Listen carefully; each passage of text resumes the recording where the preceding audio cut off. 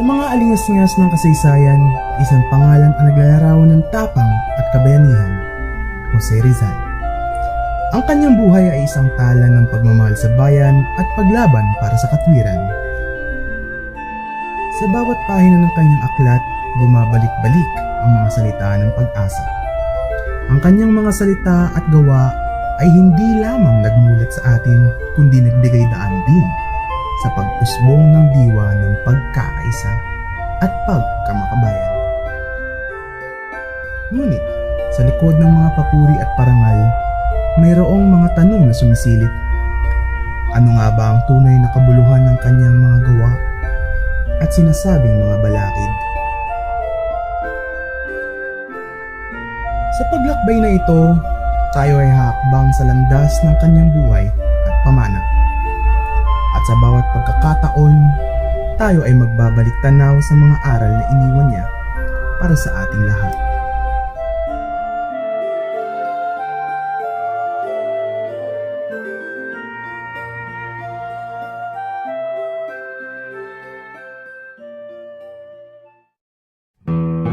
Sa bawat titik at tuldok, ipinahayag ni Rizal ang kahalagahan ng pag-aalaga sa ating kultura at pagpapahalaga sa ating mga tradisyon.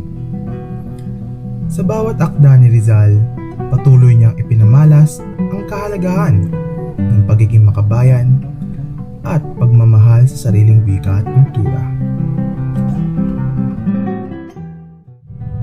Sa kasaysayan ng ating bansa, si Jose Rizal ay isa sa pinakamahusay na makata.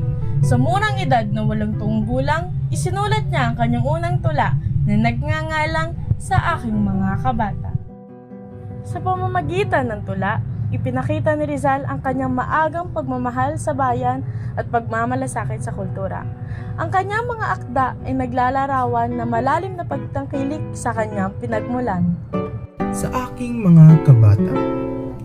Sa kanyang tula, ipinahayag ni Rizal ang kahalagahan ng wikang Pilipino bilang simbolo ng pagmamahal sa bayan at kalayaan. Sinasabi rito na ang wikang Pilipino ay isang regalo mula sa itaas, isang simbolo ng ating kalayaan. At dito rin binahagi ni Rizal na kung sino man ang hindi mahal o minahal ang kanilang wika ay mas masahol pa sa mga hayop at malansang isda. Ang tula rin ay nagpapakita ng katatagan ng wikang Tagalog sa kabila ng mga mapaminsalang pangyayari sa kasaysayan. Sa bawat salita ng tula ni Rizal, ipinapaalala sa atin ang diwa ng pagmamahal sa wika at bayan. Ang bawat henerasyon ay hinihimok na alagaan at ipaglaban ang wikang Pilipino, sapagkat sa bawat titik o tunog nito ay nabubuhay ang ating kalayaan at pagkakakilanlan bilang mga Pilipino.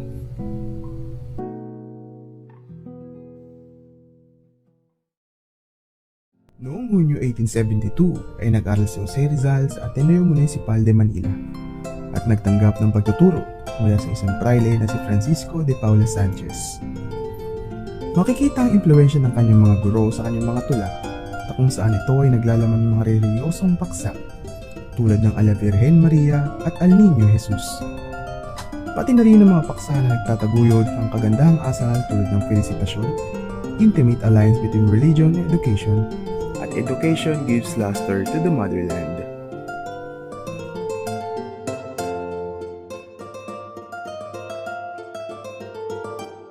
Ang pag-aaral at bagong paligid ni Rizal sa University of Santo Tomas ay nagkaroon ng epekto sa kanyang mga gawa sapagkat siya ay naiwan na mag-isa. Ngunit mayroong kalayaan na tuparin kanyang mga intelektual na hilig. Ngayon ay nandito tayo sa University of Santo Tomas kung saan ay nag-aral si Rizal noong taong 1877. Siya ay kumuha ng kursong pre-law at ito ay naglalaman ng mga philosophical na paksa. Sa kursong metaphisika, siya ay nakakuha at nakapasa ng may pinakamataas na marka. Makikita ang kanyang pagiging makabansa sa kanyang tanyag na tula, ang A la Juventud Filipina or To the Filipino Youth, na isinulat niya para sa isang paligsahan sa panitikan noong 1879. Si Rizal rin ay sumulat ng dula na nanalo sa isang paligsahan sa panitikan, ang Consejo de los Dioses at ang Junto al Pasig. Hindi naging hadlang ang pag-aaral ni Jose Rizal sa UST dahil napanatili niya ang ugnayan sa dating paaralan ng mga Hesita sa pamamagitan ng lagda sa mga tula hinggil sa mga makasaysayang paksa. Noong mga unang taon ni Jose Rizal sa Espanya, isinulat niya ang isang tula na ang Mipiden Versos na sumasalamin sa kanyang kawalan ng ideya sa pagsusulat at pagtatanim ng galit dahil siya ay pinipilit na magsulat ng tula upang mapasaya ang mga tao. Iba pang tula na isinulat ni Rizal ay may mga romantikong tema tulad ng mga inialay sa kanyang mga minamahal. Kabilang ang tula na inaalay kay Consuelo Ortiga noong 1882, ang Tumisco E.R. At isa pang inaalay kay Josefine Bracken, ang A Josefina or para kay Josephine noong 1895. Ang tula ni Rizal ay nagpapahiwatig na dapat gayahin ng Pilipinas ang Alemanya na nagtutulak sa mga hangganan ng kaalaman at otoridad. Inilarawan ni Rizal ang kanyang tagapagbilanggo, si Don Ricardo Carnicer, bilang isang mabuting kaibigan sa kanyang mga akda. Ang kanyang pinakadakilang gawa na isinulat noong December 29, 1898 ay tumatalakay sa karangalan ng pagiging martir at ang kanyang pagnanais na maalala. Orihinal na walang pamagat, ngunit pinangalanan ni Mariano Ponce bilang Mi Ultimo Pensamiento. Ito ay isinulat ni Jose Rizal noong December 29, 1896. Bisperas ng kanyang pagkamatay, ang tula ay mayroong 14 na saknong at ito ay nagpapahayag ng pagmamahal at respeto ni Jose Rizal sa kanyang inang bayan. Sa tula ay sinabi at ipinahiwatig ang kanyang nais para sa isang hinaharap na malaya mula sa pang-aapi at diktadura. Iniisip ni Rizal ang kanyang kaluluwa na bumabalik sa kanyang minamahal na Pilipinas. Natatamasa ang kaginhawaan sa lupa ang kanyang ipinaglaban at naging bahagi ng esensya nito. Sumasalamin ito sa di matitinag na pagkamakabayan, sakripisyo at pagmamahal ni Rizal sa kanyang inang bayan. Pagtapos ng digmaang Espanyol-Amerikano, itinuring ng mga Amerikano ang mga Pilipino bilang mga barbarians. Pinagtanggol ni Kongresista Henry Allen Cooper ang sariling pamamahala ng mga Pilipino. Binasa ang tula na Mi Ultimo Adios na nagpapatunay na ang mga Pilipino ay hindi manakit. Ang batas na organiko ng Pilipinas ng 1902 ay pinasa. Ito ay nagbigay daan sa unang halalan ng kapulungang Pilipino noong 1907.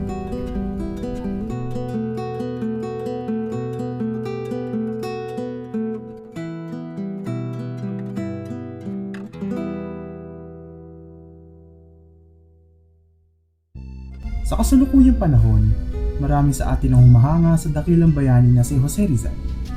Ngunit sa kabila ng pagtingin sa kanya bilang isang henyo, marami ang hindi alam ang tunay na likas na katangian ni Rizal na maaaring tularan ng mga Pilipino ngayon. Ang isa sa pinakamahalagang katangian ni Rizal ay ang hindi pagsasayang ng oras. Simula pa noong siya ay isang mag-aaral sa Ateneo, ipinakita niya na ang kanyang determinasyon sa pag-aaral at sa iba't ibang sining. Sa pagitan ng kanyang mga klase, nag-aaral siya ng eskultura mula sa kilalang Pilipinong eskultor na si Teodoro Romualdo de Jesus sa Santa Cruz, Manila. Sa kanyang paglalakbay sa Europa bilang isang mag-aaral ng medisina, patuloy na nag-aaral si Rizal ng mga wika tulad ng Espanyol, Pranses at Aleman. Sa kanyang libreng oras, nakikinig siya sa mga lectures sa Universidad ng Heidelberg at nakikipagtagpo sa mga kilalang eskolar at akademiko. Hindi kailanman huminto si Rizal sa pag-aaral. Isang gabi habang naglalakbay sila ni Maximo Viola, Napansin ni Viola na nagbabasa si Rizal ng isang diksyonaryong Aleman. Layunin ni Rizal na ma-memorize ng kahit na isang salita bawat gabi. Sa kanyang pagpapatapon sa dapitan, nagpatuloy si Rizal ulit sa kanyang pag-aaral. Pinag-aralan niya ang wikang Bisaya ng mga Dapiteños at iba pang wika ng Pilipinas, pati na rin ang ilang dialekto at iba't ibang wika tulad ng Malayan, Hebrew, Sanskrit, Dutch, Catalan, Japanese, Portuguese, Swedish, Italian, Chinese at Russian. Sa dapitan, naging aktibo rin si Rizal sa pagsasaliksik. Kasama ang kanyang mga estudyante, hinanap niya ang mga insekto, kabibe at halaman na ipapadala niya sa mga museo sa Europa. Kahalintulad na nagpadala rin ng mga siyentipiko sa Europa ng mga libro at instrumento sa kanya. Ang ilan sa mga specimen na kanya nakolekta ay pinangalan sa kanya bilang pagkakilala sa kanyang kontribusyon sa siyensya. Bukod sa pagiging isang mahusay na mananaliksik, si Rizal ay isang masusing tagamasid. Gumawa siya ng mga sketch at isinulat ang mga detalye ng kanyang mga paglalakbay. Sa kanyang pananatili sa kapital ng Espanya noong 1884, si Rizal ay namuhay ng isang makulay na buhay. Malapit na siya makapagtapos sa kanyang pag-aaral sa medisina at habang ginagawa ito, siya ay nagpupunta sa teatro, lumalabas kasama ang mga kaibigan, bumili ng mga aklat, nanligaw ng isang babae na si Consuela Ortiga at kumuha pa ng karagdagang mga klase. Ang mga aktibidad na ito, pati na rin ang kanyang mga gastusin, ay malalaman natin sa pamamagitan ng kanyang tala-araw. Ipinapakita ng mga ito ang pagiging maayos, maorganisado at sistematiko ni Rizal.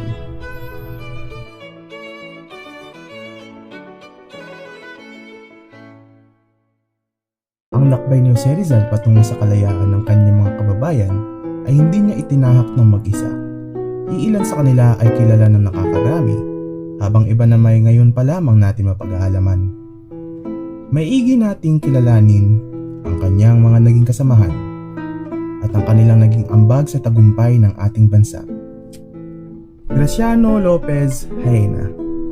Si Graciano ay pinanganak sa Haro, Iloilo noong December 18, 1856. Pangarap ni Graciano ang maging manggagamot, ngunit hindi siya napagbigyan at pinili na lamang maging tagatulong sa San Juan de Dios Hospital. Noong nabuksan ang isip ni Graciano sa hindi patas na pamamalakad ng administrasyon, isinulat niya ang free button na nagpapatungkol sa isang matabang pari na mahilig magbisyo. Matapos nito ay ipinatalsik siya papunta sa Espanya sa kadahilan ng ayaw niyang pagtakpan ng krimen ng isang alkalde sa lungsod ng Pototan. Noong taong 1885, tinatag niya ang pahayagang La Solidaridad, kung saan ginamit ito ng mga Pilipinong reformista bilang tagapalaganap. Matapos lamang ng 6 na buwan, ibinigay ni Graciano ang trabahong patnugot kay Marcelo H. del Pilar dahil sa kanyang ambisyon na maging alkalde ng Valencia. Ngunit hindi siya sinuportahan ng kanyang mga kasamahan at naiwang mag-isa hanggang sa kanyang kamatayan. Sumunod si Marcelo H. del Pilar na kilala bilang isa sa nangungunang miyembro ng propaganda at reform movement.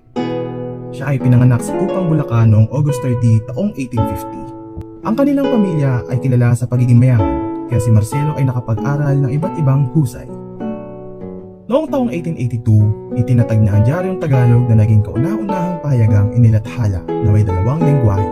Bagaman kailangan niyang ipatigil ang pagpalimbag sa kanyang diaryo, patuloy niyang ipinaalam sa bayan ang kasamaan ng administrasyon. Lumipad patungong Espanya si Marcelo kasama sina Rizal at Graciano at ipinagpatuloy ang pagrereforma sa pamamagitan ng La Solidaridad. Kalaunan ay nabuo ang grupong katipunan dahil sa kanyang ideya na lumaban para sa kalayaan, imbis na lamang para sa reformasyon. Matapos ito ay patuloy siya nagtago mula sa mga Espanyol hanggang kanyang kamatayan. Ang isa sa kilalang bayani, si Andres Bonifacio. Siya ay ipinanganak sa Tondo, Maynila noong November 30 taong 1863. Sumali si Bonifacio sa La Liga Filipina noong ito ay binuo ni Jose Rizal.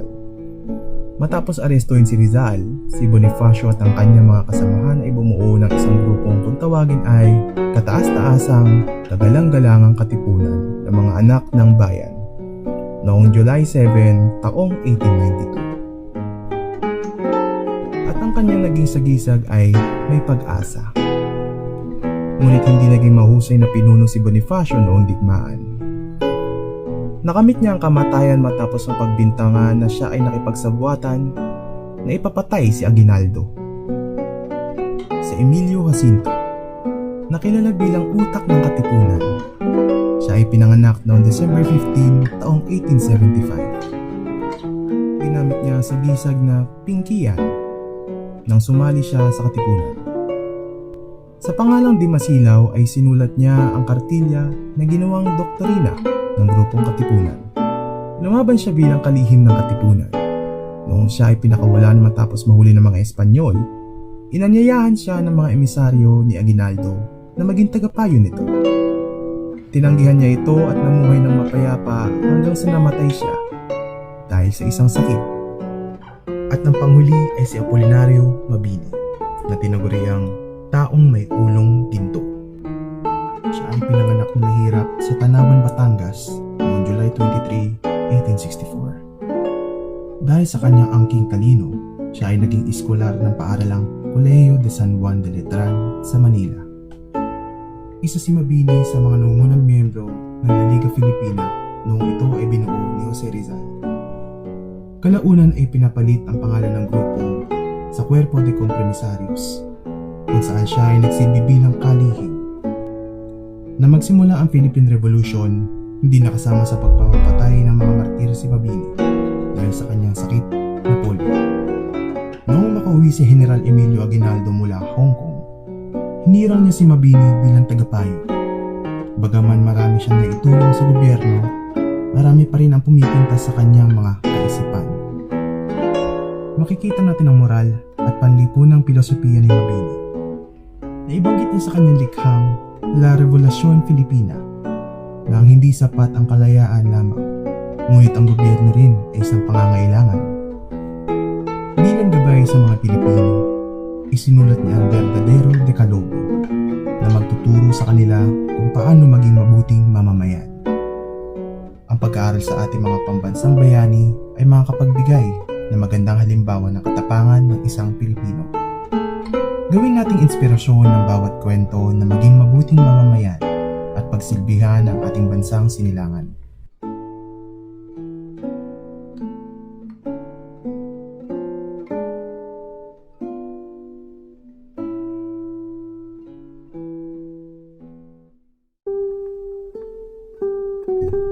Si Rizal ay may maraming babaeng kakilala na may mga kwentong romantiko na inilahad sa kanyang mga talambuhay. Ang mas kilalang mga romantikong interes ay kinabibilangan nina Segunda Katigbak, Leonor Vicenta Ibardaloza, Leonor Rivera, Consuelo Ortiga, Nelly Bausted, Susan Jacobi, Usui Seiko, Gertrude Beckett, Josephine Bracken. Ang hindi gaanong kilalang romantikong interes ay sila Julia, ang nagustuhan ni Rizal noong nagbibinata pa lamang siya, Miss L ng Intramuros. Ang kasaysayan ng mga relasyong ito ay nagdulot ng impresyon na si Rizal ay babaero. Karamihan sa mga relasyon ni Rizal ay sunod-sunod o tinatawag na sequential, isa pagkatapos ng isa. Si Jose Rizal ay nagkaroon ng mga makabuluhang relasyon na malimit na intindihan ng iba. Ang kanyang mga ugnayan kay Leonor Rivera, Josephine Bracken at iba pa ay higit pa sa romantikong pag-ibig. When it comes to her love life, dahil sa madaming babaeng dumaan sa kanya, I remember when I was attending my MA classes, I gave my remarks. Sabi ko, Rizal is a womanizer. And immediately, my professor, Dr. Wenz Reyes, sa Philippine Normal University, criticized me for saying such remarks. Sabi niya, what's your proof on saying that? Be careful. Kasi makakasira yan sa national hero natin. Where's your source? So, I immediately look for online resources. Hindi ko kay Seth. Oh, doesn't mean na meron kang resource na online. Credible ba yan? you have to also check. Historian ka pa naman, Nico, sa akin, Professor Gonzales. So, wala pang proof na womanizer si Rizal. Walang credible historian sa akin. It's just that, marami siya naging kasintahan. But that doesn't mean na babaero siya. Maraming naniniwala na si Rizal ay isang babaero. Ngunit sa katotohanan, ang kanyang mga ugnayan ay higit pa sa romantikong pag-ibig. Ang mga kababaihan sa buhay ni Rizal ay hindi lamang mga minamahal, kundi mga kaagapay at inspirasyon sa kanyang mga adikhain para sa bayan. Karapat dapat ba si Rizal bilang pambansang bayani? Pagdating sa usaping ito, dapat nating tandaan na ang mga ambag ng bawat bayani ay natatangi. Yes, he deserves it. Kasi dami niyang mga accomplishments and well-documented yung kanyang mga ginawa para sa bansa. At saka yung ginawa niya kasi, malayo yung reach. So binigyan ni Dr. Rizal ng emphasis ang education. At ang education, maraming nare-reach yun. Okay? Like, tulad niya, na-influensyahan niya yung mga nagre-revolusyon. Yun nga lang, it so happen na nung time na iyon, naniniwala siya na hindi pa handa mga Pilipino. Kaya hindi siya conforme mag-participate sa, let's say, nung tinatag ni Andres Bonifacio yung Katipunan, in-approach na ni Bonifacio, but he turned him down because he believed na hindi pa handa ang Pilipinas, no? Or ang mga Pilipino sa ganitong klase ng revolution. Napakaganda yung kanya binigay emphasis, and that is education. We have to educate first because for the past 333 years of Spanish rule in our country, it is said that we were deprived of education, no? Kasi sabi ng ilang mga historians, pagka daw dineprive mo ng education, mas madali mo silang mapasunod or makontrol or mamanipulate. Hindi man siya yung klase ng bayani na umawak ng sandata, hindi man siya yung klase ng bayani na sugot mga kapatid like Andres Bonifacio. Yung kabayanihan niya has a lasting effect para sa ating bansa. And it can still be manifested today. Sinang-ayunan ni Esteban de Ocampo ang pahayag ni Governor General William Howard Taft sa maagang yugto ng pamamahala ng mga Amerikano. And now, gentlemen, you must have a national hero. Wika ng Governor General na si William Howard Taft. There was this issue about him, no? Nung wala ng mga Kastila at nung nagsisimula pa lang tayong sakupin ng mga Amerikano, there is this what we call hostility between the Americans and Filipinos. So we are hostile sa Amerika. When we say hostile, hindi tayo welcoming sa kanila at the beginning. Kasi papalaya na tayo eh. Di ba? So, ang simpatya or ang damdamin ng mga Pilipino, they wanted to become independent.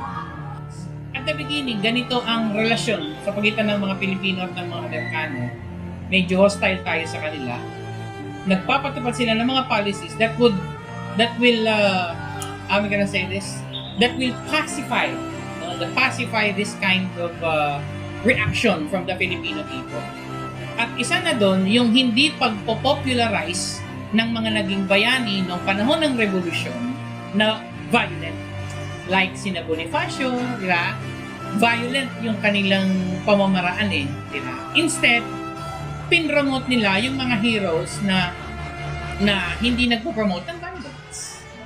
At number 1 sa listahan nila si Dr. Rizal. Libo-libong monumento at bista ang inaalay kay Rizal, kabilang ang mga kalsada, plaza, daan, at baryan na may larawan ni Rizal. Si Rizal, yung pagiging national hero niya ng bansa, talagang in a way, pre-promote ng mga Amerikano sa mga Pilipino. Kung titignan mo, well, that's a good subject for criticism about his heroism. Kaya lang, dahil dun din sa ginawa ng mga yun ng mga Amerikano, well documented yung mga kabayanihang ginawa niya. And these are true. What I mean is, totoong ginawa niya naman yung mga yun. So kahit pa sabihin mong ginusto din ng mga Amerikano na maging national hero siya at mag-document sila or mag-campaign sila for Rizal to become the national hero of the country, meron naman sila mga supporting documents. I would say they were able to make us realize na talagang malinis yung intention nila. Kaya by 1920s, 1930s, kita nyo, maganda na yung naging ugnayan ng mga Pilipino at sa mga Amerikano. Like, unti-unti na nilang tinatransfer yung pamahalaan sa mga Pilipino, di ba? Dumadami na yung mga Pilipino na na-appoint sa Philippine government. Nagkaroon na ng parang National Assembly sa Pilipinas. No? Although may mga Americans pa rin sa Philippine government, like yung mga tawag ito, yung mga higher commissions na ina-appoint nila dito, we are gradually being given this independence. Was he an American made? He was promoted by the Americans, but at least we have these documents, we have this proof why he deserves to become a national hero. Si Jose Rizal ay naglakbay sa iba't ibang bahagi ng mundo. Nag-aaral ng kultura at kaisipan ng mga banyaga. Sa Europa, natutunan niya ang halaga ng edukasyon at kalayaan ng pag-iisip. Inspirasyon para sa kinabukasan ng Pilipinas. Ang kanyang mga aklat, bunga ng mga karanasang ito, ay nagmulat sa mga Pilipino sa kalupitan ng mga mananakop. Ano bang klaseng kabayanihan ang maipamamalas ng galing sa isang third world country? More on ang maiisip mo kagad yan. Kung third world country, agricultural country, more on tungkol yan sa pakikipaglaban sa karapatan ng mga katutubo. Di ba? Ganon? More on class struggle, like yung mayaman mahirap, and so on, di ba? Pero kung titignan mo, yung klase ng kabayanihan ng Rizal ay nakasentro sa nasyonalismo, nakasentro sa pagiging isang bayan, sa pagiging isang nasyon, sa pagiging isang bansa. Kahit third world country ang kategory ng mundo sa Pilipinas at that time, yung klase ng kabayanihan na pinamalas niya at inoffer niya sa mundo, pang-kalebel ng ibang bansa. At ganun siya napaperceive ng mga banyaga. Ang mga pananaw na ito ay nagsilbing gabay at inspirasyon sa mga Pilipino upang magsumikap para sa kalayaan. Kung titignan nyo, Pilipinas, isa din sa mga lumaya under the American occupation, but we are believed to already have experienced to become independent as early as 1890. And because of that, naging inspiration sa mga kalapit na bansa natin kung ano ba yung attacking ginawa natin or kung paano ba natin pinalaya yung bansa. And we have this national hero na ang binigyan ng emphasis ay Si Rizal ay bayani ng Pilipinas at mamamayan ng mundo. Nagdala ng liwanag at pag-asa sa bawat sulok ng kanyang paglalakbay. Mas mabuti na hindi natin ipagkompetensya o gawan ng kompetensya ang mga bayani sa isa't isa. Sa halip, dapat na mas pagtuunan ng pansin kung naging paano ang kanilang mga sakripisyo, ideya at adikhain. Sa huling hantungan ni Jose Rizal, patuloy siyang nagbibigay inspirasyon at gabay sa ating pagtahak sa landas ng pag-unlad at pagbabago. Ang kanyang diwa ay patuloy na sumasalamin sa bawat Pilipino na nagmamahal sa bayan. Ako nga pala si Agustin Ong, na lubos na ikinagagalak na ibahagi sa lahat ang buhay ni Rizal.